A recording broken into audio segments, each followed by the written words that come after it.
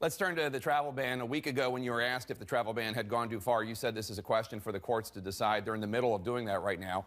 On Friday, a federal judge in Seattle issued a ruling blocking President Trump's executive order. Early this morning, the Ninth Circuit Court of Appeals rejected a request by the Justice Department to immediately restore the travel ban. This policy would, of course, be much more durable if it were passed into law by Congress, not merely by executive order. Up until this point, you've avoided explicitly taking a stand on the travel and immigration ban. Would you be willing to offer legislation to carry out the ban through the Senate?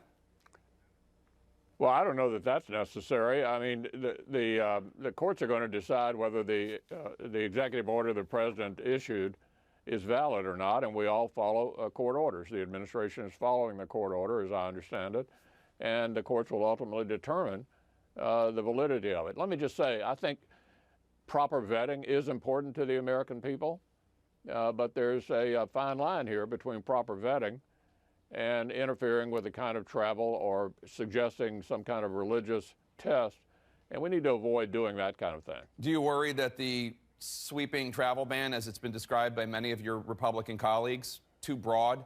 Do you think it went too far?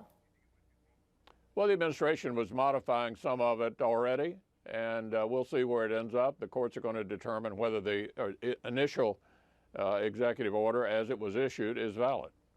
Do you have an opinion on what you'd like the courts to do? No, I'm not going to give them any advice. We all want to try to keep terrorists out of the United States, but we can't shut down travel. We certainly don't want Muslim allies who fought with us in countries overseas to not be able to travel to the United States. We need to be careful about this.